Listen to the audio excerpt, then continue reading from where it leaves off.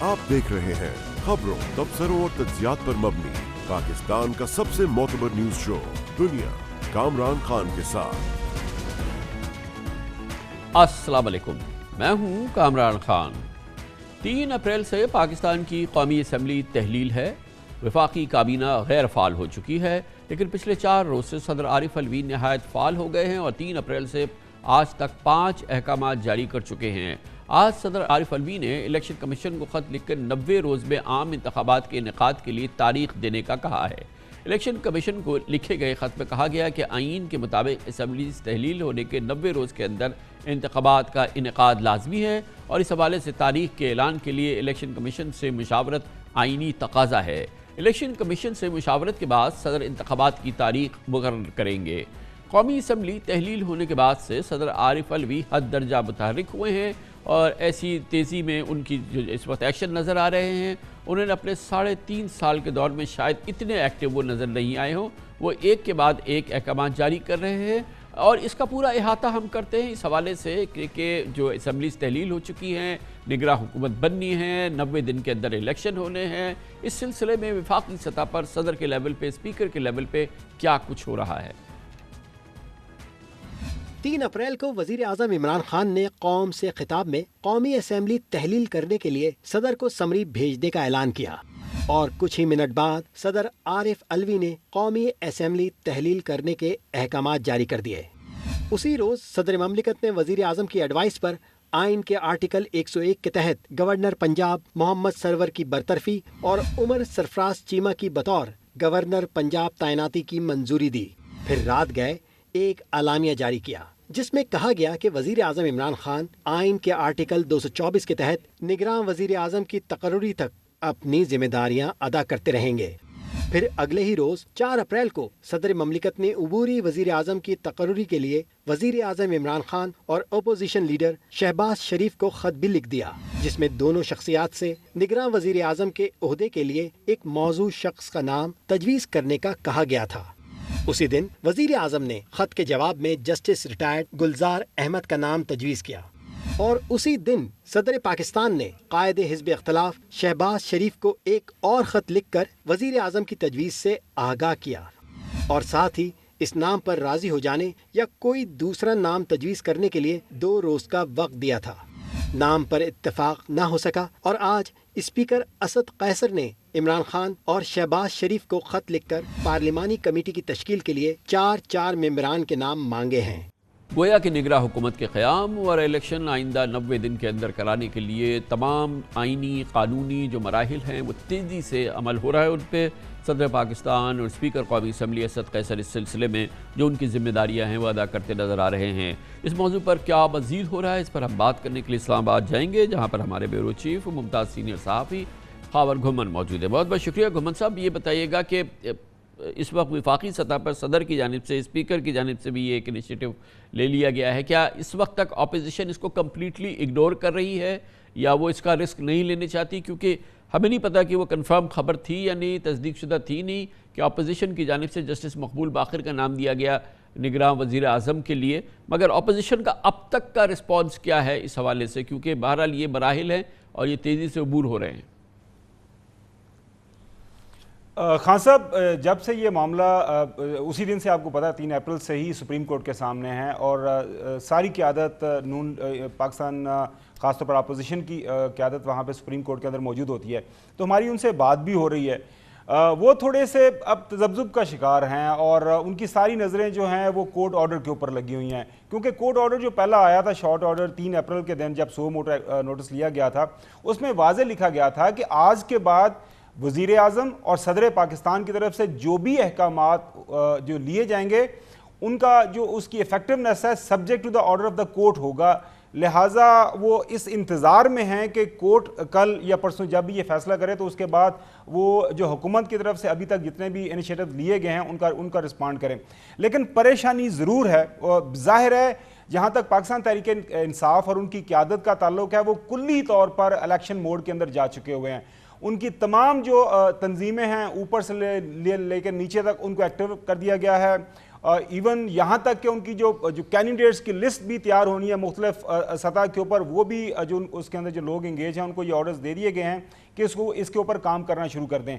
اب تمام تر انحصار چونکہ کورٹ آرڈرز کے اوپر ہے، آپ نے دیکھا ہوگا کہ کل بھی اور آج بھی پی ڈی ایم کے سربراہان ہوں ان کی طرف سے ایک ہی بات کی جا رہی ہے، مولانا فضل الرحمان صاحب ہوں، بلاول بھٹو زرداری صاحب ہوں، شہباز شریف صاحب ہوں اور باقی جو لوگ ہیں، کہ جتنی جلدی ہو سکے سپریم کورٹ آف پاکستان اس مسئلے کا جو حل ہے وہ بتا دے تاکہ اس معاملے کو آگے لے کے جائیں۔ ہماری کچھ آف دا ریکارڈ بھی بات ہوئی ہے۔ صرف انتظار ہے کہ اس دوران کوئی آپ کے خیال میں کوئی گفتگو ان کی آپس میں نہیں ہوئی ہے نگراں حکومتوں کے حوالے سے، نگراں حکومت کے حوالے سے، اور کیا ہونا ہے؟ کیا ابھی کوئی اس طرح کی کوئی برین سٹارمنگ آپ کے خیال میں ابھی تک وہ تک نہیں کی ہے انہوں نے؟ نہیں سر، ان کی برین سٹارمنگ ہو رہی ہے، میری اطلاع کے مطابق آپس میں ان کی ایک آدھ میٹنگ ہو چکی ہوئی ہے، آج رات بھی ایک میٹنگ ایکسپیکٹڈ ہے، تو وہ بالکل ان انٹینڈڈ اس سارے مسئلے کو نہیں چھوڑ رہے، لیکن وہ ایک امید میں ہیں کہ جو ہے سپریم کورٹ کی طرف سے اگر ایسا آرڈر آ جاتا ہے کہ اس دن کی جو ڈپٹی سپیکر کی رولنگ ہے اس کو ٹوٹل ان لافل اگر ڈکلیئر کر دیا جاتا ہے تو واپس سارے کے سارے معاملے کو اسی دن کے اوپر بھیج دیا جاتا ہے، تو پھر ظاہر ہے اپوزیشن کی ایک بہت بڑی قانونی اور آئینی جیت ہوگی، لہٰذا پھر ان کو جو ان کے پاس ایک بہت بڑا انیشیٹو ہوگا، پھر سارے معاملات کو وہ لے کے آگے بڑھیں گے۔ لیکن اس کے ساتھ ساتھ وہ بالکل یہ اس چیز کو نوٹ کر رہے ہیں، جس طرح ابھی آپ نے بتایا کہ پریزیڈنٹ آف پاکستان کی طرف سے جو مختلف انیشیٹو لیے جا رہے ہیں، کیونکہ وہ اس وقت آئینی صدر ہیں اور چونکہ ان کے اوپر ایک آئینی اور قانونی ایک ذمہ داری ہے کہ جب prime minister of the day وہ ایڈوائز کر دیتا ہے کہ جی اسمبلیاں تحلیل ہو جائیں، تو اس کے بعد ایک جو لیگل پروسیس ہے اس کو تو آگے بڑھنا ہی ہے، لہٰذا وہ اپنی ذمہ داری نبھا رہے ہیں۔ اب چونکہ پاکستان کی سب سے بڑی عدالت نے کیٹیگوریکلی یہ کہا ہوا ہے کہ جتنے بھی احکامات، جتنے بھی ایکشنز پرائم منسٹر اور صدر کی طرف سے 3 اپریل کے بعد لیے جائیں گے، ان کا اطلاق، ان کی افیکٹونیس کا انحصار کیا ہونا ہے یہ بتائیے۔ کل کہا یہ گیا ہے کہ فیصلہ کن دن ہو سکتا ہے، تو کل ایک تو یہ کہ کیا یہ ڈیفینٹ کل فائنل دن ہے، کل فیصلہ آ جائے گا، اور کل کیا وہاں پر ہونا ہے؟ کل جب سپریم کورٹ بیٹھے گی اور کل بڑا ایک اس سلسلے میں امپورٹنٹ دن ہے، کل کیا کچھ ہونا ہے؟ آج بھی چیف جسٹس نے کہا کہ میں معذرت چاہتا ہوں، ہماری خواہش تو تھی آج ہم کنکلوڈ کر رہے ہیں ساری ہیئرنگ، اس لیے انہوں نے کل جو ہے پہلے وہ روٹین کے اندر 12-1 بجے شروع کرتے تھے، صبح وہ 9 بجے ہی اس کیس کو وہ ٹیک اپ کر رہے ہیں۔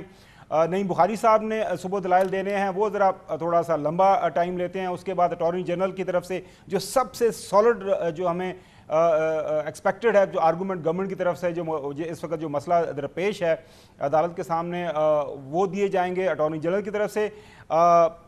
سر as far as the Supreme Court's decision is concerned, اس کے اوپر تو پریڈکشن نہیں کی جا سکتی، لیکن وہ دونوں اطراف جو ہیں وہ پر امید ہیں، آئینی اور قانونی جو شکیں ہیں اس کا اگر آرگومنٹ دیکھیں یہ بتائیے کہ آج کورٹ نے یہ بالکل کیٹیگوریکل کہا ہے کہ کل فیصلہ دیں گے ہر صورت میں، وہ یعنی کہ کل فیصلہ آئے گا؟ جی کورٹ کی طرف سے تو سر پچھلے 3 دن سے یہی کہا جا رہا ہے کہ ہم کل دیں گے، لیکن کل کا جو صبح آئے گا اس کا بھی 50-50 ہے۔ جو میرے پاس تھوڑی بہت انفارمیشن یا اسیسمنٹ جو میں نے کی ہے، صبح شاید یہ کنکلوڈ کر رہے ہیں، ججمنٹ ریزرو کر لیں، ہو سکتا ہے شارٹ آرڈر بھی آ جائے، لیکن جمعے کو جو ہے میرے خیال میں جو ایک ہمیں ججمنٹ مل جائے گی۔ اگر کل بل فرض نہیں بھی آتی، اگر کل سارا دن گزر جاتا ہے، چونکہ دلائل ابھی حکومت کی طرف سے شروع ہوئے ہیں، آج کا دن لیا انہوں نے، کل کا دن وہ ایکسپیکٹڈ ہے۔ بہت بہت شکریہ جناب خابر گھومن ہمارے ساتھ موجود تھے۔ کمرشل بریک، اس کے بعد ذکر کرتے ہیں کہ اس سیاسی افراتفری، دھینگا مشتی سیاسی جنجال کا اثر پاکستان کی معیشت پہ ناقابل تلافی نقصان پہنچ رہا ہے۔ ڈالر مسلسل اپنی قدر کھو رہا ہے، آج 186 روپے بھی ٹاپ گیا ہے، اور کئی دوسرے معاملات میں پاکستان کی معیشت اس وقت بہت ہی دگرگوں صورتحال کے نظر آ رہی ہے، اور اگر یہ سیاسی افراتفری جاری رہتی ہے کئی مہینے تو بہت ہی بڑا نقصان ہو جائے گا خدا نخواستہ۔ اس کا ایک آپ کو تصویر دیتے ہیں، ایک چھوٹے سے وقفے کے بعد۔ Welcome back. اقتدار کی کھینچا تانی، جس کا ذکر ہم اوپر بھی کر رہے تھے، پاکستان کی معیشت کو زمیں بوس کر رہی ہے۔ یہ قومی سلامتی کے لیے بھی ایک بڑا خطرہ ہے۔ پچھلے ماہ 7 مارچ کو وزیر اعظم عمران خان کے خلاف قومی اسمبلی میں عدم اعتماد کی تحریک جمع کرائی گئی تھی، جس کے بعد سے اب تک روپے کی قدر میں 8 روپے کمی آ چکی ہے، جس سے بیرونی قرضوں میں 1000 ارب روپے کا اضافہ ہوا ہے۔ جبکہ اس وقت پاکستان میں مجموعی قرضوں کی مد میں 51,724 ارب روپے کا بوجھ ہے۔ اس میں مزید اضافے کا خدشہ ہے کیونکہ ڈالر کی قدر مسلسل بڑھ رہی ہے۔ آج بھی ڈالر انٹر بینک میں 186 روپے 13 پیسے جبکہ اوپن مارکیٹ میں 187 روپے 50 پیسے میں بند ہوا۔ سیاسی کشمکش معیشت پر منفی اثرات ڈال رہی ہے۔ پچھلے ماہ ہمارا تجارتی خسارہ 3 ارب ڈالر رہا اور اس مالی سال کے 8 ماہ کے دوران یہ 32 ارب ڈالر ہو چکا ہے۔ اس طرح 7 ماہ میں کرنٹ اکاؤنٹ خسارہ 11.5 ارب ڈالر سے بھی تجاوز کر چکا ہے۔ سیاسی جماعتیں ایک دوسرے پر سبقت لے جانے کے حربے آزما رہی ہیں، لیکن عوام مہنگائی کے بوجھ تلے دبے جا رہے ہیں۔ پچھلے ماہ ملک میں مہنگائی کی شرح 12.7% پہ جا پہنچی اور آنے والے چند ہفتوں میں اس میں مزید اضافے کا امکان ہے۔ روس یوکرین جنگ کے ماحول میں پیٹرول، پام آئل، کوئلہ، اس کے علاوہ غذائی اجناس کی قیمتوں میں فوری کمی کی بھی کوئی امید نہیں۔ ایک ماہ میں ہمارے زر مبادلہ کے ذخائر 4 ارب ڈالرز کی کمی کے بعد 18 ارب 55 کروڑ ڈالرز کی سطح پر آ گئے ہیں۔ اس وقت اسٹیٹ بینک کے پاس 12 ارب ڈالر کا سرمایہ موجود ہے، یعنی کہ ریزروز موجود ہیں، جو بمشکل 2 ماہ کے درآمدی بل کے برابر ہے۔ اس کے علاوہ گزشتہ ایک ماہ میں بیرونی سرمایہ کاروں نے اسٹاک مارکیٹ سے 2 کروڑ 80 لاکھ ڈالر مالیت کا سرمایہ نکال لیا۔ اس کے علاوہ ملک میں کشیدہ سیاسی ماحول کی وجہ سے پاکستان اور IMF کے اسٹاف لیول مذاکرات بھی معطل ہیں۔ دوسری جانب معروف کریڈٹ ایجنسی موڈیز کے مطابق ملک میں جاری سیاسی خلفشار کریڈٹ ریٹنگ پر منفی اثرات ڈال رہا ہے اور پاکستان میں پالیسیز کے تسلسل پر مسلسل سوال اٹھ رہے ہیں۔ اسی کے ساتھ 3, 6 اور 12 ماہ کے ٹی بلز کی شرح سود میں بھی اضافہ اسٹیٹ بینک کی جانب سے بنیادی شرح سود بڑھانے کا اشارہ دے رہا ہے اور 6 ماہ کے ٹی بلز پر شرح سود گزشتہ سال دسمبر میں 12.3% تھی، جو کہ اب بڑھ کے 12.72 ہو چکی ہے۔ ان معاشی مسائل میں ایک پہاڑ جیسا مسئلہ ہمارے تباہ حال انرجی سیکٹر کا بھی ہے، جس کی بدولت ہمارے گردشی قرضے 2600 ارب روپے تک پہنچ چکے ہیں۔ یہ وہ تباہ کن صورتحال ہے جس کا سیاستدانوں کو اور موجودہ سیاسی ماحول کا کوئی پرواہ نظر نہیں آتی، اور یہ صورتحال یقیناً پاکستان کے لیے سب سے دردناک اور مصیبت کا ماحول ہے، کیونکہ اس کی خبر کسی کو نہیں ہے اور یہ وہ معاملہ ہے جس نے پاکستان کی خبر لے لینی ہے۔ اس پر بات کرتے ہیں اور اس کے لیے ہمیں جوائن کر رہے ہیں جناب Muhammad Sohail, chief executive officer Top Line Securities کے۔ بہت برا حال ہے محمد سہیل صاحب، اوورآل ہر طرف ہم دیکھ رہے ہیں کہ معیشت شدید دباؤ میں ہے۔ ایک ایک کر کے بات کرتے ہیں۔ پہلے تو یہ بتائیے کہ جو روپے کی قدر میں ڈرامائی کمی آئی ہے پچھلے 2 مہینے کے دوران، اس کی کلیدی وجوہات کیا ہے؟ خاص طور میں پچھلے چند ہفتوں میں تو یہ ایک بہت ہی بھیانک صورتحال رہی ہے۔ پاکستان میں روپیہ لگاتار گرے جا رہا ہے۔ اس کی سب سے بڑی وجہ جو ہے کہ پچھلے کچھ مہینوں سے پاکستان کے ایکسٹرنل اکاؤنٹ پہ بہت پریشر تھا اور ریزروز کی پوزیشن جو ہے کوئی فروری میں 17 بلین ڈالر تھی، وہ گر کے اب کچھ اخباری اطلاعات ہیں کہ 11 بلین ڈالر رہ گئی ہے۔ تو یہ تو ایک مسئلہ پاکستان کا پچھلے کچھ ہفتوں سے چل رہا تھا، مگر اس میں adding fuel to the fire یہ ہوا ہے کہ جو سیاسی کرائسس شروع ہوا ہے اس نے انویسٹرز کو، امپورٹر کو، ایکسپورٹر کو اور پریشان کر دیا ہے، جس کی وجہ سے جو پریشر روپے پہ آلریڈی تھا وہ دگنا ہو گیا ہے۔ یہ جو ہمارا جو انسٹیبلٹی ہے، پولیٹیکل انسٹیبلٹی، نوائز، بہت ہی کموشن ایک طرح کا ہے، کس طریقے سے یہ ہماری اکانومی پر اثر انداز ہو رہا ہے؟ دیکھیں، یہ پولیٹیکل انسٹیبلٹی بہت زیادہ اکانومی کو ہرٹ کرتی ہے، مگر ابھی تو پولیٹیکل انسٹیبلٹی کے ساتھ ساتھ ایک لیگل کرائسس چل رہا ہے۔ اب پتہ نہیں چل رہا کہ سپریم کورٹ کا کیا فیصلہ آئے گا، کیسا فیصلہ آئے گا، کیونکہ اس طرح کے حالات کوئی 2-3 سال میں ایک دفعہ نہیں آتے، یہ تو کافی عرصے کے بعد آتے ہیں۔ تو آئی تھنک یہ بھی جو ہے نہ صرف روپے کی قدر کو متاثر کر رہا ہے، اس سے انویسٹر کا سینٹیمنٹ خراب ہو رہا ہے، اس سے جو انویسٹمنٹس ہوتی ہیں کمپنیز میں وہ رک جاتی ہیں، اسٹاک مارکیٹ کی سچویشن آپ کے سامنے ہے، انٹرسٹ ریٹ جو ہیں وہ 13.25% کی طرف چلے گئے ہیں۔ تو میرے خیال میں یہ صرف پولیٹیکل انسٹیبلٹی بھی ہے اور ایک کانسٹیٹیوشنل کرائسس ہے جس نے انویسٹرز کے کانفیڈنس کو بہت بری طرح متاثر کیا ہے۔ اور پھر دوسری طرف اب اس وقت کوئی حکومت بھی نہیں ہے نا، نام کی بھی حکومت ہے جس کو کہتے ہیں، کیونکہ ظاہر ہے کہ کیبنٹ ختم ہو چکی ہے، گورنمنٹ ختم ہو چکی ہے، پرائم منسٹر ایک صرف سیریمونیل پوزیشن ان کی ہے، اور یہ وہ صورتحال ہے جس سے کہ یہ بھی امپیکٹ کر رہی ہے نا اوورآل سچویشن بھی۔ جب گورنمنٹ ہی نہیں ہو، فیصلے نہیں ہو رہے ہوں اور فوری رسپانس نہیں کر رہی ہو گورنمنٹ حالات کے حوالے سے جو حکومت ہے، تو اس کے بھی تو اپنے اثرات ہیں. جس طرح میں نے پہلے کہا کہ معیشت کو ویسے ہی چیلنجز درکار تھے, آئی ایم ایف سے مذاکرات بھی کامیاب نہیں ہو رہے تھے, مگر اب حکومت کے نہ ہونے سے تو یہ چیزیں اور پیچیدہ ہو گئی ہیں, کیونکہ ڈے ٹو ڈے میٹرز ہوتے تھے وہ منسٹری لیول پہ حل ہوتے تھے. اب وہاں سیکریٹریز تو ضرور ہوں گے, مگر ایک کی ڈیسیشن میکر جو الیکٹڈ ہے اس کے نہ ہونے سے چیزیں سلو ہو جاتی ہیں. پھر اس کے علاوہ ہمارے کچھ فورم تھے, ای سی سی کا فورم ہے, وہاں پہ ڈیسیشن میکنگ ہوتی تھی, کیبنٹ کے لیول پہ ڈیسیشن میکنگ ہوتی تھی, اور جو ہمارے ریگولر چیزیں ہوتی تھیں جس میں پیٹرول پرائسز کی ایڈجسٹمنٹ, گیس پرائسز, بجلی کے پرائسز کی ایڈجسٹمنٹ ہوتی تھی, وہ ساری چیزیں رک گئی ہیں, جس سے معیشت پہ بوجھ بھی پڑ رہا ہے. اور یہ حکومت کے نہ ہونے سے ایک بہت زیادہ کرائسس نما سچویشن پیدا ہو گئی. اب جو بھی آئندہ گورنمنٹ آئے گی, یعنی کہ جو پہلی اسٹیبل گورنمنٹ آئے گی, وہ پھر یہ جو پائل اپ ہوگا, یہ جو سارا اس وقت جو ہمارا ڈیمیج ہو رہا ہے, یہ کس طرح سے فارم کرے گا. وہ چیلنجز جو سیریس موسٹ چیلنجز ہوں گے جو ہٹ کریں گے کسی بھی نئی گورنمنٹ کو جا کے, اور جو اب پائل اپ ہو رہے ہیں آج سے مسلسل, وہ ان میں اضافہ ہو رہا ہے. دیکھیں, جو بھی حکومت آتی ہے اس کے لیے ایک بہت ہی بڑا, بہت ہی سیریس چیلنج ہے, کیونکہ فارن انویسٹرز کی نظر میں پاکستان ڈیفالٹ کے قریب پہنچ گیا. جو پاکستان کے ڈالر بانڈ کی ییلڈ ہیں 16-17%, وہ یہی شو کرتی ہیں, میں نے اتنی زیادہ ییلڈ پچھلے کوئی 10-12 سال میں نہیں دیکھی ہیں, وہ یہی شو کرتی ہیں کہ پاکستان شاید اپنا ڈالر ڈیٹ پے نہ کر سکے. یہی حالات سری لنکا کے کچھ سال پہلے تھے.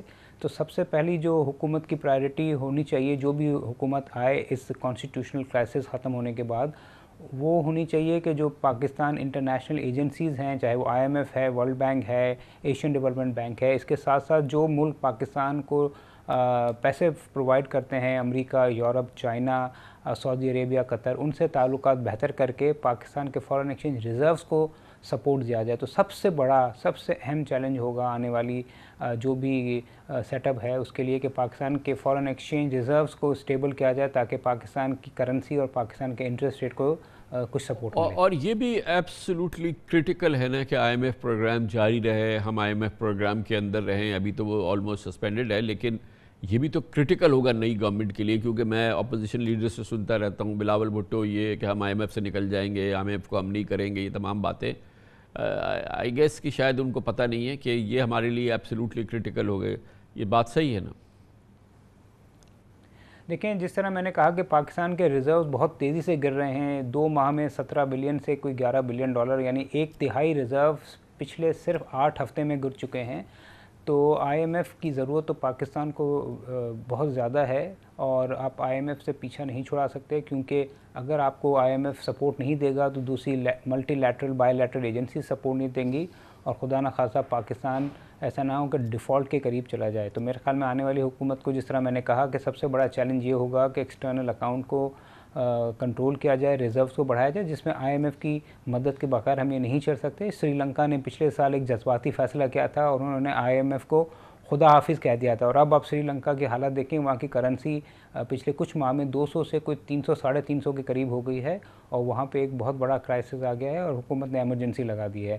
تو آئی تھنک اس کرائسس کو ایورٹ کرنے کے لیے آئی ایم ایف کی سپورٹ کی ضرورت نئے سیٹ اپ کے لیے یا نئی گورنمنٹ کے لیے بہت ضروری ہے. نہ صرف ضروری ہے مگر بہت جلدی لینی پڑے گی. اور یہ نئی گورنمنٹ جو ہے, جو تو ابھی جس کو تو ابھی یہ بھی ایشور نہیں ہے کہ وہ آئی ایم ایف لے گی یا نہیں لے گی, حالانکہ اس کے بغیر تو کسی صورت سے گزارا نہیں ہے, مگر وہ آئی ایم ایف پروگرام جاری بھی رہے اور پھر وہ بحال ہو جائے پورا پروگرام, تو وہ بھی تو فری میں تو نہیں ہوگا نا. پھر آئی ایم ایف کی اپنی کنڈیشنز ہوں گی, جو معاملات ہوں گے, جس کو کہ پھر نئی حکومت کو پورا کرنا ہوگا, پھر عوام کو وہ بھی دکھانا ہوگا.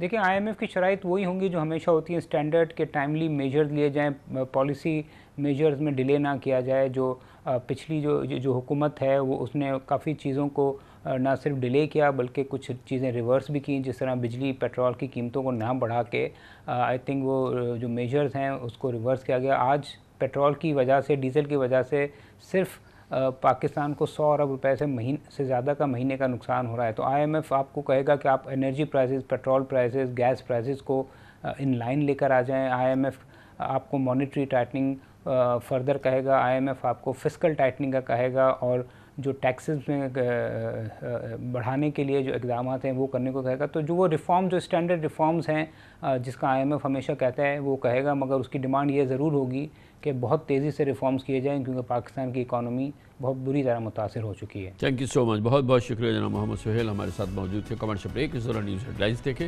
جس کے بعد ہم اپنے پروگرام کے باقی حصے کے ساتھ واپس آتے ہیں۔ سپریم کورٹ کی 5 رکنی لارجر بینچ نے تاریخی اہمیت کے حامل تحریک عدم اعتماد از خود نوٹس کا آئندہ 24 گھنٹوں میں فیصلہ دینے کا عندیہ دیا ہے۔ یہ فیصلہ تعین کر دے گا کہ 22 کروڑ پاکستانی جس کوفت و مصیبت اور سیاسی افراتفری سے اس وقت گزر رہے ہیں وہ جلد ختم ہوگی یا غیر معینہ مدت تک مزید جاری رہے گی۔ سپریم کورٹ اگر اسپیکر کی رولنگ کو غیر قانونی قرار دیتی ہے اور وزیر اعظم عمران خان کی قومی اسمبلی تحلیل کرنے اور اپنی حکومت ختم کرنے کے فیصلے کو کالعدم قرار دیتی ہے تو سمجھ لیجئے کہ یہ بات یقینی ہے کہ غیر معینہ مدت تک موجودہ سیاسی جنجال پاکستانیوں کو مزید جکڑے رہے گا اور حالیہ افراتفری، سیاسی دھینگا مشتی اور غیر یقینی صورتحال جاری رہے گی، کیونکہ اپریل 3 کے اسٹیٹس کی بحالی کی صورتحال اس کو مزید گنجلک کر دے گی۔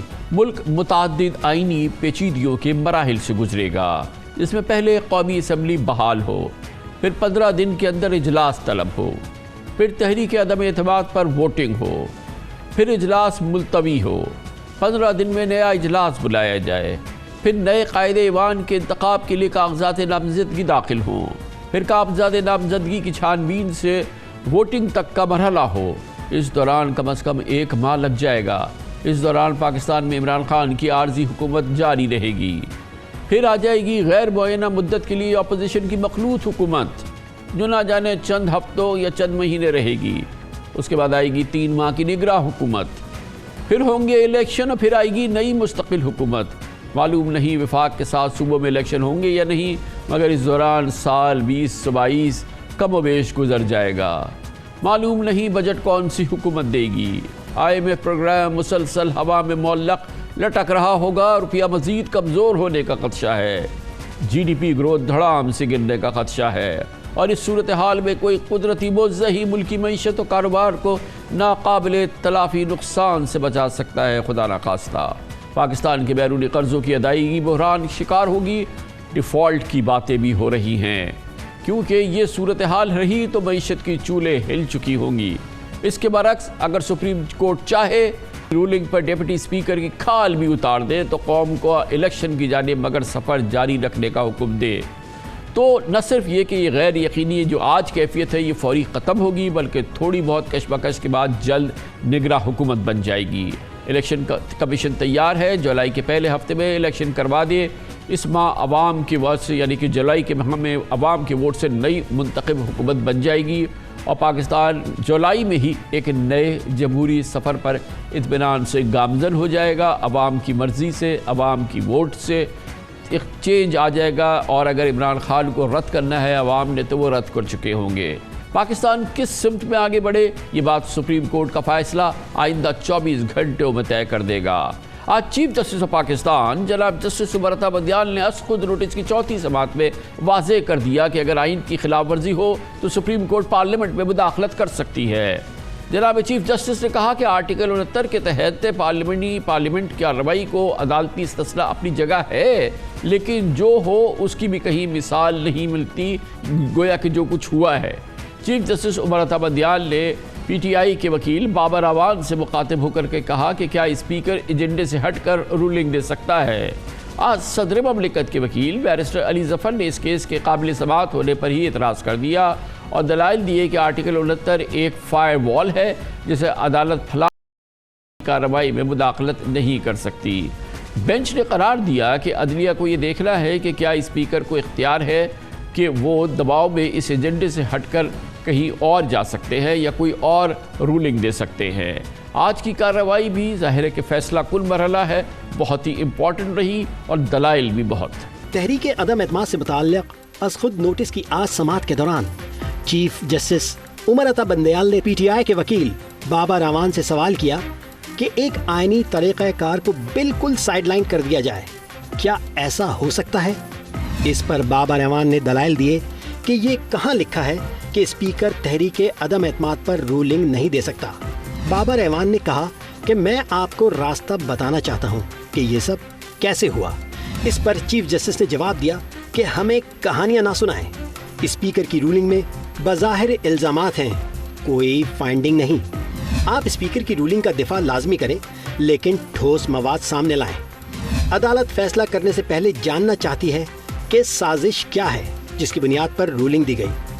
آج صدر مملکت کے وکیل بیرسٹر علی ظفر نے آرٹیکل 184(3) کے تحت دائر اس کیس کے قابل سماعت ہونے پر ہی اعتراض کر دیا اور دلائل دیے۔ آرٹیکل 69 عدالت اور پارلیمان کے درمیان حد مقرر کرتا ہے۔ بیرسٹر علی ظفر نے کہا کہ عدالت کی طرف سے کوئی بھی ڈائریکشن دائرہ اختیار سے تجاوز ہوگا۔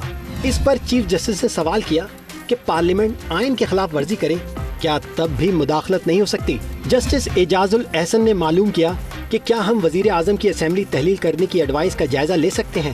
علی ظفر نے جواب دیا کہ اگر اسمبلی تحلیل کی ایڈوائس رولنگ کے نتیجے میں ہے تو جائزہ نہیں لیا جا سکتا۔ جسٹس منیب اختر نے نقطہ اٹھایا کہ پارلیمنٹ اگر ایسا فیصلہ دے جس کے اثرات باہر ہوں تو پھر آپ کیا کہتے ہیں؟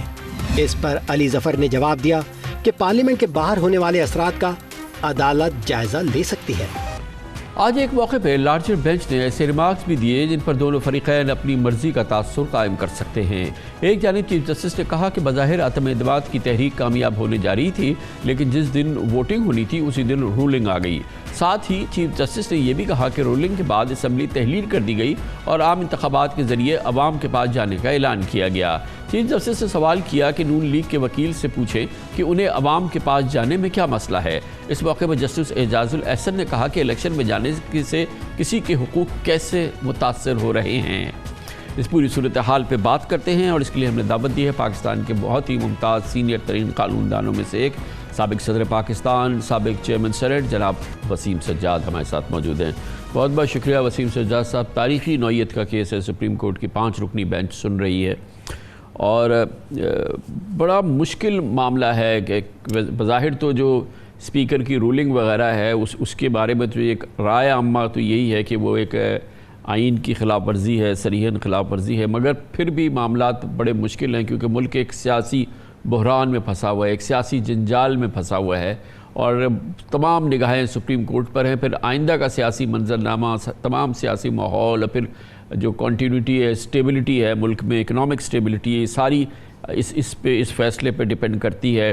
آپ کے نزدیک یہ کیس کس سمت بڑھ رہا ہے اور اس کا انجام کیا ہوگا اور کیا ہونا چاہیے؟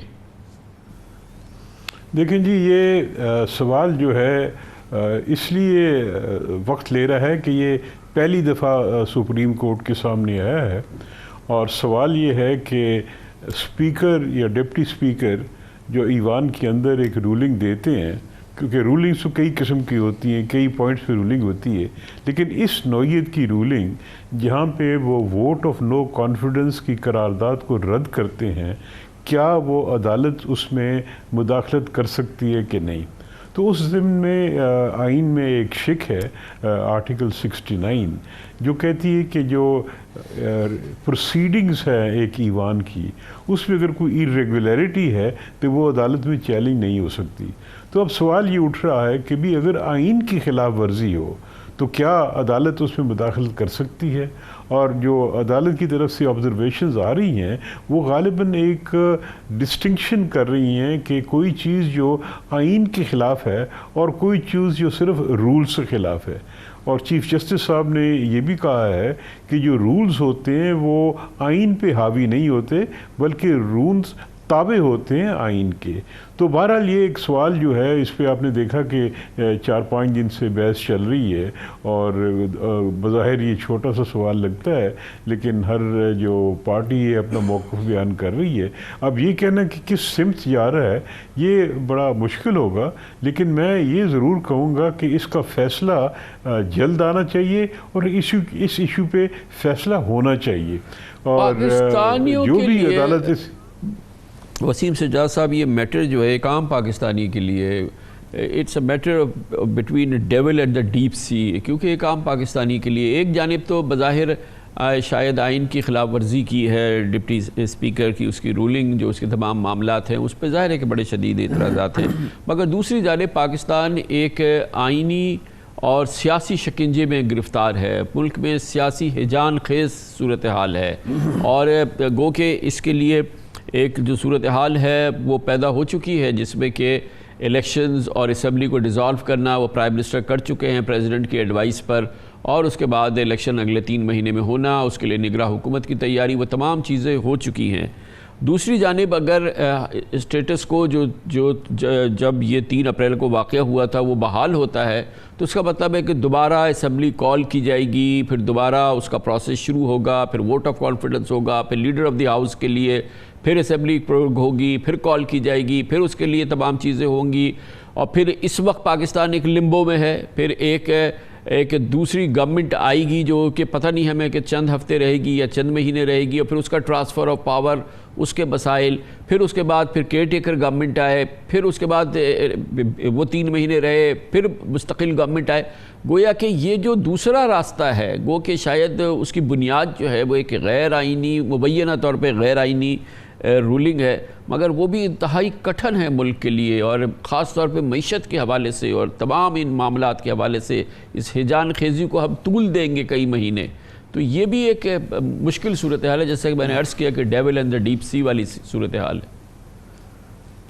یہ درست کہا آپ نے کہ جو معیشت کے حالات ہیں یا جو سیاسی حالات ہیں، جو انسٹیبلٹی ہے ملک میں، اس کا بھی اثر معیشت پہ بھی پڑتا ہے، ہمارے جو تعلقات ہیں بیرون ممالک کے ساتھ اس پہ بھی پڑتا ہے، تو لہٰذا عدالت کے سامنے یہ چیز بھی ہوگی کہ بھی اگر الیکشن کرا دیا جائے تو اس کے کیا اثرات ہوں گے، اس کے مضمرات کیا ہوں گے، وہ صحیح ہوگا ان حالات میں یا غلط ہوگا۔ اور اس کی ایک نظیر پہلے بھی ہے، آپ کو یاد ہوگا کہ جنیجو صاحب کی جو اسمبلی تھی اس کو تحلیل کر دیا گیا تھا، لیکن عدالت نے کہا تھا کہ گو یہ غلط ہوا ہے، یعنی صدر نے اپنی جو اختیارات ہیں اس سے تجاوز کیا ہے اور غلط طور پہ تحلیل کی ہے، لیکن چونکہ اب الیکشن کا ماحول ہے، الیکشن ہونے جا رہا ہے تو لہذا الیکشن ہونے دو، لیکن عدالت نے یہ فیصلہ کیا تھا کہ یہ غلط ہے۔ اس کے لیے میں کہہ رہا ہوں کہ یہ فیصلہ ضروری ہے، کیونکہ اگر یہ فیصلہ نہیں ہوتا تو آئندہ کے لیے بھی ایک نظیر بن جائے گی، اور کوئی بھی جو تحریک ہے جو آئین کے مطابق ہے یا آئین کے آرٹیکلز کے مطابق ہے، تو ڈپٹی اسپیکر یا اسپیکر کیا اس کو ختم کر سکتا ہے بغیر ایک ہاؤس کے سامنے پیش کر دیں، کیونکہ اسپیکر یا ڈپٹی اسپیکر جو ہاؤس ہے اس کے تابع اسپیکر ہوتا ہے، یہ نہیں کہ اس پہ حاوی ہو جاتا ہے۔ 342 ممبر ہیں اس وقت نیشنل اسمبلی کے، تو کیا ایک شخص کی مرضی 342 ممبرز پہ چلے گی؟ تو لہٰذا میں سمجھتا ہوں کہ سپریم کورٹ شاید اس کا فیصلہ ضرور کرے کہ یہ صحیح ہے یا غلط ہے، اور اس کے بعد ہو سکتا ہے کہ ان چیز کا سامنے رکھے کہ بھی اب الیکشن ہونے جا رہا ہے، تو اگر الیکشن میں ہم نے مداخلت کی اس کے کیا اثرات ہوں گے۔ ہو سکتا ہے کہ جو دیگر پارٹیز ہیں وہ بھی اس پہ رضامندی شو کر دیں کہ جی اگر الیکشن کرا دیا جائے لیکن ان کنڈیشنز پہ کرا دیا ہے تو ہمیں کوئی اعتراض نہیں۔ تو یہ چیزیں میرے خیال میں کل غالباً آخری دن ہے، کل زیادہ نکھر کے سامنے آئیں گی، اور ہو سکتا ہے کہ کل عدالت کوئی آرڈر بھی پاس کر دے۔ تو بادی نظر میں یہ جو پورا معاملہ ہے، آپ کو ایز اے سینئر ماشاء اللہ کونسل اور آپ بڑا زندگی کا تجربہ ہے، مشکل کیس ہے یہ سپریم کورٹ کے لیے آپ کے خیال میں اس کا فیصلہ کرنا؟ یہ بہت ہی کٹھن کیس ہے۔ دیکھیں جی، کٹھن اس طرح نہیں ہے، کٹھن اس لیے ہے کہ پہلی چیز تو یہ ہے کہ یہ پہلی دفعہ اس قسم کا کیس سپریم کورٹ میں آ رہا ہے، اور جس کو ہم کہتے ہیں کہ کیس آف فرسٹ امپریشن۔ دوسرا یہ ہے کہ جو بھی سپریم کورٹ فیصلہ کرے گی وہ قانون بن جائے گا، آئندہ کے لیے نظیر بن جائے گی، اور اس کی بنیاد پہ جو آئندہ کو قانون یا آئندہ کے مقدمات ہوں گے وہ اس کی بنیاد پہ دائر کیے جائیں گے۔ لہذا سپریم کورٹ کے سامنے یہ چیز ہوگی کہ ہم کوئی ایسا فیصلہ کریں کہ غلط سمت میں نہ چلے جائیں۔ جو آئین ہے، قانون ہے، اس کو نہ صرف ان کے الفاظ لیکن وہ اس کے جو اثرات ہوں گے اس کو بھی سامنے رکھتے ہوئے میرا خیال میں سپریم کورٹ اس کا فیصلہ کرنا چاہتی ہے، اس لیے کٹھن ہے۔ لیکن کوئی اگر صرف اس کے الفاظ دیکھے جائیں یا اس کو انٹرپریٹ کرنا چاہیں تو وہ الفاظ تو بڑے سادے ہیں، لیکن جن حالات میں آپ نے دیکھا یہ اختیارات استعمال کیے گئے، اس کے اثرات، اس کے معیشت کے اثرات، سیاست کے یہ بھی ہے نا اثرات۔ کہ 63A بھی اس وقت سپریم کورٹ کے سامنے ہے، یہ بھی ہے۔ بظاہر ایسا لگتا ہے کہ کئی شقیں، اس سے پہلے بھی انہی معاملات کے حوالے سے آپ سے گفتگو ہوتی ہے جس میں آئین میں ابہام ہے، اور بڑا آؤٹ رائٹ ابہام موجود ہے, بڑا کنفیوژن ہے. مگر پھر یہ پارلیمنٹ خود اس کو کیوں نہیں دور کرتی, خود اس کو فکس کیوں نہیں کرتی, اور پھر اس کو سپریم کورٹ کی جھولی میں کیوں ڈال دیتی ہے, اور پھر سپریم کورٹ کو جو ہے ایک مشکل صورتحال میں لاتے ہیں, جس پہ میں نے دیکھا ہے کہ سپریم کورٹ کا جو اظہار رہا ہے وہ کافی اس معاملے میں ان کی ایک ریزرویشن رہی ہے کہ یہ آپ لوگ اگر آپ کو مسئلہ ہے تو آپ اس کو کلیئر کر لیں, آپ جا کے امینڈ کریں کانسٹیٹیوشن کو. تو یہ بھی ایک اسی نوعیت کی بات تو ہے. دیکھیں جی, بظاہر تو مجھے ابہام نظر نہیں آتا, لیکن آپ صحیح کریں کہ اس کی اگر کلیریفیکیشن کی ضرورت ہے تو وہ امینڈمنٹ سے دور ہو سکتی ہے, لیکن آئین کی امینڈمنٹ کے لیے 2/3 میجورٹی چاہیے, اور 2/3 میجورٹی کے لیے آپ کو تمام سیاسی پارٹیوں کا ایک کنسنسس چاہیے. بڑی نوازش, بہت بہت شکریہ, بہت شکریہ جناب سینیٹر وسیم سجاد ہمارے ساتھ موجود تھے. کمرشل بریک, اس کے بعد اسی سیاسی جنجال, اس سیاسی ہیجان خیز صورتحال کا آج سب سے بڑا مرکز ہے پنجاب, جہاں پر پنجاب کے اقتدار کی جنگ میں اس وقت ایک بہت ہی گنجلک صورتحال ہے, فری فار آل کی سچویشن ہے. اس وقت پنجاب میں بھی پی ٹی آئی کے تمام بڑے برج گر چکے ہیں, وہاں پر ایک جدوجہد ہے اس وقت جاری ہے. اور آج پنجاب اسمبلی کے ڈپٹی اسپیکر جن کا داخلہ بند ہے اس وقت اسمبلی ہاؤس میں, جو کہ بند ہے اس وقت, وہ ایک نجی جگہ پہ, ایک نجی ہوٹل پہ اجلاس کر رہے ہیں. بہت ہی عجیب و غریب صورتحال ہے, اس کو کور کرتے ہیں ہم ایک چھوٹے سے وقفے کے بعد. وفاق میں اس وقت نظام حکومت معلق ہے, اور وفاق کی طرح ہی پاکستان کے سب سے بڑے صوبے میں پنجاب میں بھی یہی صورتحال ہے. آج پنجاب کے قائد ایوان کے انتخاب کے لیے 7 بجے صوبائی اسمبلی کا اجلاس بلایا گیا تھا, لیکن حکومت اور اسمبلی انتظامیہ نے پچھلے اجلاس میں ہنگامہ آرائی اور توڑ پھوڑ کی وجہ بتاتے ہوئے یہ اجلاس ملتوی کر دیا, جس پر مسلم لیگ نون, پیپلز پارٹی اور ترین و علیم گروپ کے اراکین نے لاہور کے فلیٹیز ہوٹل میں پنجاب اسمبلی کا اجلاس بلا لیا. آج خود نوٹس کی سماعت کے دوران اس حوالے سے چیف جسٹس عمر عطا مندیال نے ریمارکس دیے تھے کہ ڈپٹی اسپیکر لاہور کے جناح باغ میں بھی پنجاب اسمبلی بلا سکتے ہیں. اس پس منظر میں آج روزہ افطار کے بعد پنجاب اسمبلی کے ساتھ فلیٹیز ہوٹل میں پنجاب اسمبلی کا اجلاس بلایا گیا, اور ہوٹل میں قائم عارضی پنجاب اسمبلی کے 500 گز کے اطراف دفعہ 144 نافذ کر دی گئی. اس موقع پر متحدہ اپوزیشن کے اراکین کے ساتھ ڈپٹی اسپیکر دوست محمد مزاری اور علیم خان بھی ہوٹل پہنچے تھے. مریم نواز, جو کہ پنجاب اسمبلی کے رکن نہیں ہیں, لیکن وہ حمزہ شہباز سے اظہار یکجہتی کے لیے اپنے قافلے کے ہمراہ عارضی پنجاب اسمبلی پہنچی تھی, اور اسی عارضی پنجاب اسمبلی یعنی کہ ہوٹل فلیٹیز میں اسمبلی کی کارروائی چلائی گئی. حمزہ شہباز کے وزیر اعلیٰ بننے کی قرارداد اکثریت سے منظور ہوئی, اور حمزہ شہباز کو بطور وزیر اعلیٰ 199 اراکین نے ووٹ دیے, گو کہ اس کی سرکاری, قانونی, آئینی حیثیت اس اجلاس کی ابھی اس کے بارے میں بہت سارے سوال ہیں, لیکن بہرحال 199 اراکین موجود ہونا اس بات کی گواہی ہے کہ پنجاب اسمبلی میں پی ٹی آئی اپنی اکثریت اور اس کے اتحادی اپنی اکثریت کھو بیٹھے ہیں, چاہے اس کا اظہار آج فلیٹیز ہوٹل میں ہوا ہو. 200 سے زیادہ ممبران یہاں پر موجود ہیں. دختر پاکستان مریم نواز شریف یہاں پر موجود ہیں, انہوں نے آج مجھ پر اعتماد کا اظہار کیا. شکریہ ادا کرتا ہوں, محترم علیم خان صاحب کا شکریہ ادا کرتا ہوں. مسلم لیگ نون اور اس کے اتحادی تشریف فرما ہے, شکریہ ادا کرتا ہوں. حمزہ کو وزیر اعلیٰ پنجاب منتخب ہونے پر دل کی گہرائیوں سے مبارکباد دیتی ہوں. آج میں پنجاب کے عوام کو مبارکباد دینا چاہتی ہوں کہ آپ کے مینڈیٹ چرانے کا بدلہ آج نواز شریف نے لے لیا ہے. دراصل وزیر اعظم عمران خان کی جانب سے اجرت میں فیصلوں نے پی ٹی آئی کو پنجاب میں آئینی اور سیاسی گروپ میں جکڑ لیا ہے. عمران خان سب سے پہلے عثمان بزدار کا استعفیٰ منظور کروا کے پنجاب میں وزارت اعلیٰ سے محروم ہوئے, پھر اچانک اپنی پارٹی کے گورنر پنجاب چودھری محمد سرور کو فارغ کیا. آج پی ٹی آئی نے اپنی ہی ڈپٹی اسپیکر دوست محمد مزاری کی برطرفی کے لیے قرارداد جمع کرا دی, جبکہ وزارت اعلیٰ کے لیے پی ٹی آئی کے نامزد امیدوار چودھری پرویز الہی کی کامیابی کے امکانات اب بہت معدوم ہو چکے ہیں, کیونکہ وزیر اعظم عمران خان پنجاب میں اپنے بااثر رفقا جہانگیر ترین اور علیم خان کی حمایت کھو بیٹھے ہیں. گویا پچھلے ایک ہفتے کی پیش رفت نے پی ٹی آئی کو پنجاب میں چاروں شانے چت کر دیا ہے. پنجاب میں سیاسی و آئینی بحران کی وجوہات کیا ہیں, یہ معاملہ یہاں تک کیسے پہنچا, اسپیکر پنجاب اسمبلی چودھری پرویز الہی اور ڈپٹی اسپیکر دوست محمد مزاری کی سرد جنگ کیسے شروع ہوئی, اور آج سپریم کورٹ نے پنجاب کے معاملے پر کیا احکامات دیے, اس بارے میں آپ کو ہم دکھاتے ہیں ایک رپورٹ. पंजाब असम्बली में कायदे ऐवान के इंतखाब के लिए इजलास बुलाने की सूरत-ए-हाल गू-मगू का शिकार है। डिप्टी स्पीकर दोस्त मोहम्मद मजारी ने 3 अप्रैल को इजलास बुलाने के लिए आज की तारीख मुकर्रर की।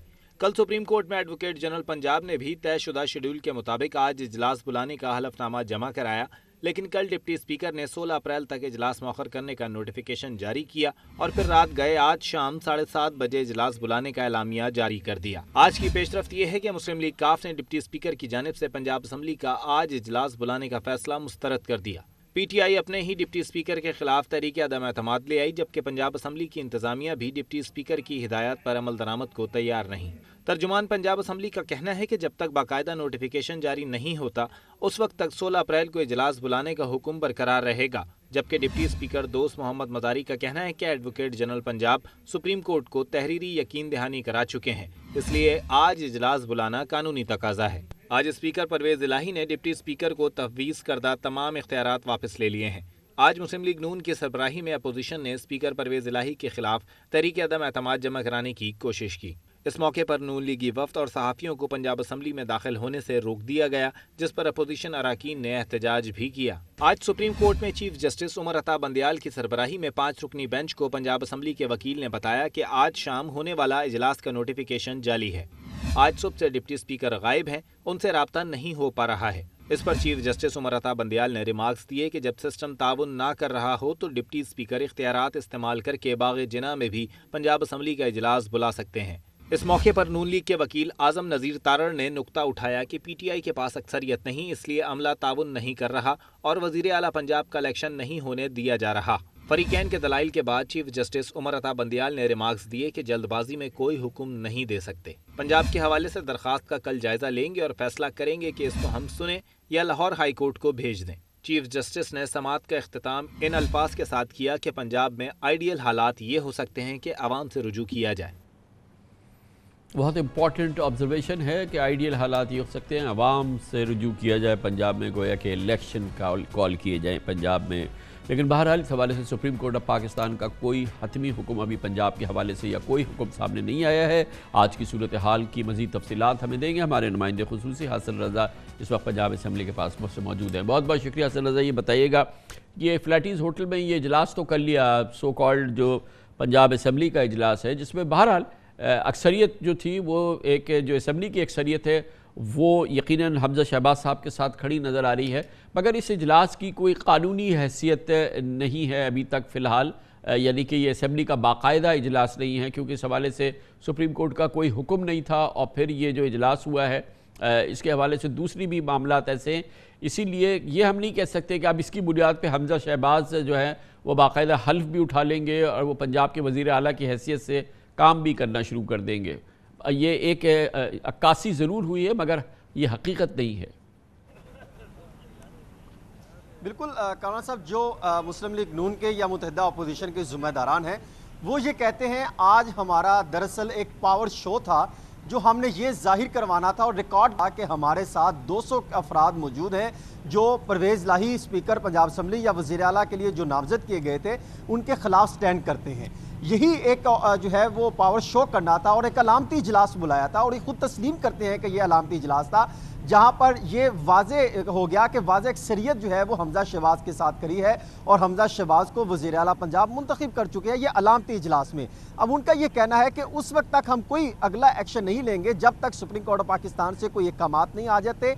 जो अहकामात आते हैं उसकी रोशनी में हमारी जो कानूनी टीम है वो और मुत्तहिदा अपोजिशन मिल के कोई फैसला लेंगे और उसके बाद अगला कदम उठाया जाएगा। ये बताइएगा कि इस वक्त जो हुकूमती जो इत्तेहाद है यानी कि काफ और पीटीआई वगैरह, उनका क्या स्टेटस है, वो किन टांगों पे खड़े हुए हैं, वो क्या कहते हैं कि उनकी लेजिटिमेसी क्या है?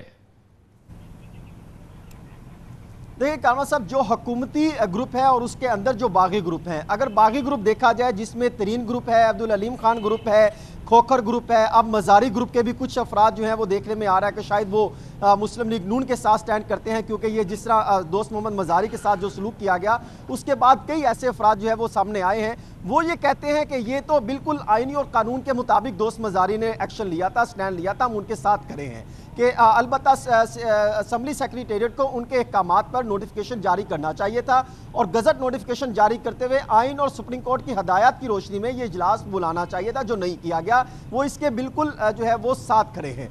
जबकि जो हुकूमती अफराद हैं, जिसमें हुकूमत और मुस्लिम लीग काफ के अफराद हैं, वो इसको किसी और एंगल से देखते हैं। वो कहते हैं कि मुताबिक स्पीकर पंजाब असम्बली से इजाज़त लेना और गज़ट नोटिफिकेशन जारी करना हमारी जिम्मेदारी थी और हमने 16 को इजलास तलब किया गया है, आज हम इजलास नहीं तलब कर सकते। जबकि जो वुज़रा साबिक वुज़रा थे वो इसको तनकीद का निशाना भी बनाते दिखाई दे रहे हैं कि अगर चौधरी परवेज़ इलाही के पास इतने वोट नहीं थे तो वो इजलास में जो है वो बुला लेते और सच्चे दिल से तस्लीम करते, ना कि आयन और कानून से के साथ जो है कोई तमाशा लगाया जाता। ये बताइए कि इस वक्त क्या हो रहा है लाहौर में, क्या हुकूमत और जो काबीना के वुज़रा हैं, वज़ीर आला तो है नहीं, निज़ाम हुकूमत जो है वो कैसे चल रहा है, हु इज़ कॉलिंग शॉट से कैसे, क्योंकि जब वज़ीर आला नहीं है तो चीफ़ सेक्रेटरी किसके हुक्म के तहत काम कर रहे हैं, सेक्रेटरीज किसके तहत काम कर रहे हैं और वुज़रा की क्या पोजीशन है, क्या निज़ाम है इस वक्त जो पंजाब में चल रहा है? साहब इस वक्त निगरान वज़ीर आला, क्योंकि वज़ीर आला पंजाब है, जब तक अगला वज़ीर आला का इंतखाब नहीं होता तो वही सारी पावर यूज़ कर रहे हैं। वुज़रा के अहकामात भी वैसे ही वो दे रहे हैं और कोई वुज़रा जो है वो बाद एक दफ्तर में भी आते हैं, सरकारी गाड़ियाँ प्रोटोकॉल इस्तेमाल कर रहे हैं, कई वुज़रा ऐसे हैं। लेकिन चीफ सेक्रेटरी के मुताबिक हम सिर्फ वो चीफ सेक्रेटरी ऑफिस से आने वाले अहकामात को तस्लीम करते हैं जो कानून और आइन के मुताबिक होंगे। कानून के बरक्स यानी तकर्रुर तबादले पर पाबंदी आयद कर दी गई है, वो उनके अहकामात नहीं माने जा रहे, कोई बड़ा स्टेप नहीं लिया जा रहा, कोई बड़ी फंडिंग रिलीज़ नहीं की जा रही, जो पहले से जारी है उसी पर अमल दरामद किया जा रहा है। और वज़ीर आला ऑफिस अगर कोई अहकामात देता भी है तो फिर ब्यूरोक्रेसी देखती है कि क्या हमने इस पर अमल दरामद करना भी है या नहीं, और अमूमन ब्यूरोक्रेसी अगर देखा जाए तो वो मुकम्मल तौर पे खामोश है, मामलात को सुकून से देख रही है। इसी तरह पुलिस में भी ऐसे ही है, कोई बड़ा एक्शन लेने को तैयार नहीं है कि जिससे आज अभी कुछ देर कबल एक नोटिफिकेशन जारी किया गया डिस्ट्रिक्ट इंतजामिया की जानिब से कि पंजाब असम्बली में दफ़ा 144 नाफिज की जा रही है, रेंजर्स तलब की जा रही है। अब एडिशनल चीफ सेक्रेटरी इस मामलात को काफ़ी स्लो देख रहे हैं कि अगर रेंजर्स आती है तो हमने लगाना है या नहीं लगाना, और पुलिस देखती है कि हमें गिरफ्तारी के अहकाम दिए गए हैं, वो तो कहते हैं हम तो गिरफ्तार नहीं करेंगे। अगर हम गिरफ्तार करते हैं, कल मुस्लिम लीग नून की हुकूमत आती है, वो हमारे खिलाफ एक्शन लेंगे, हम एक्शन नहीं लेने से गुरेज। बहुत बहुत शुक्रिया हसन रज़ा हमारे साथ है। पंजाब में फ्री फॉर ऑल की सिचुएशन है, आपने देखा कि नाम की हुकूमत है और आज इस सिलसिले में खुद जो बड़ी दरार पड़ गई है पाकिस्तान मुस्लिम लीग काफ के अंदर या PTI और काफ का जो कोएलिशन है उसमें सबसे बड़ा जो इस वक्त प्रॉब्लम आया है, इससे पहले गवर्नर पंजाब को सैक कर दिया था, इसके अलावा जनाब बुज़दार साहब को किनारे पे बिठा दिया था इमरान खान साहब ने, और अब डिप्टी स्पीकर पंजाब असम्बली के ख़िलाफ़ तहरीक अदम इत्मीनान पेश कर दी है। इस पर हम बात करेंगे डिप्टी स्पीकर दोस्त मोहम्मद मज़ारी से एक छोटे से वक्फे के बाद। Welcome back. वक्फे से कबल आपको बता रहे थे कि पंजाब में सिर्फ नाम की हुकूमत, नाम का हुकूमती निज़ाम चल रहा है। अब मजमूई तौर पे PTI और उसके इत्तेहादी यानी PMLQ पंजाब में की हुकूमत पर अपनी ग्रिप खो बैठे हैं। काविश के जनाब चौधरी परवेज़ इलाही पंजाब के नए वज़ीर आला बन पाएँ, वो भी नामुमकिन नज़र आता है क्योंकि उनके पास नंबर्स नहीं हैं। और आज इसी दौरान पंजाब असम्बली के डिप्टी स्पीकर दोस्त मोहम्मद मज़ारी के ख़िलाफ़ PTI ने और उनके इत्तेहादियों ने फैसला किया कि ये भी इन पर भी वो भी एतबार के काबिल नहीं हैं, उनके ख़िलाफ़ भी तहरीक अदम इत्मीनान दाखिल कर दी है। इस तरह से बज़ाहिर जो बड़ी क़ुव्वतें थी, बुर्ज थे PTI हुकूमत के और उनके इत्तेहादियों के, पंजाब में वो गिर चुके हैं। इस वक्त हमें ज्वाइन कर रहे हैं पंजाब असम्बली के डिप्टी स्पीकर जनाब दोस्त मोहम्मद मज़ारी। बहुत बहुत शुक्रिया दोस्त मोहम्मद मज़ारी साहब। ये बताइएगा कि इस वक्त आप किस जमात में हैं? ज़ाहिर है कि आप फ्लोर क्रॉस तो नहीं कर सकते, लेकिन अलामती तौर पे अब आप सिर्फ PTI में रह गए हैं या ये कि आप अभी अपने आप को उसका एक्टिव मेंबर समझते हैं? वैसे थैंक यू कामरान साहब, हूँ तो मैं PTI का, लेकिन PTI चाहती है कि मैं उनकी जमात में ना रहूँ। जो आज इन्होंने जो इक़दाम किया, और मैंने कोई रूल्स की वायलेशन नहीं की, मैंने according to the books constitution के मुताबिक मैंने अपने आप को मैंने अपने पावर्स को यूज़ किया, और पावर्स को यूज़ करते हुए मैंने सेशन को कॉल किया, क्योंकि पंजाब में आप देखें एक वैक्यूम सिचुएशन है, ना तो यहाँ पे कोई वज़ीर आला, और आपने देखा गवर्नर साहब के साथ क्या हुआ, मेरे ख़ुद के साथ क्या हुआ तो आपके सामने है। मैं समझता हूँ कि इस सिचुएशन में, वैक्यूम सिचुएशन में सबसे बेस्ट ये था कि हम यहाँ पे इलेक्शन कराते اور دودھ کا دودھ پانی کا پانی ہوا تھا.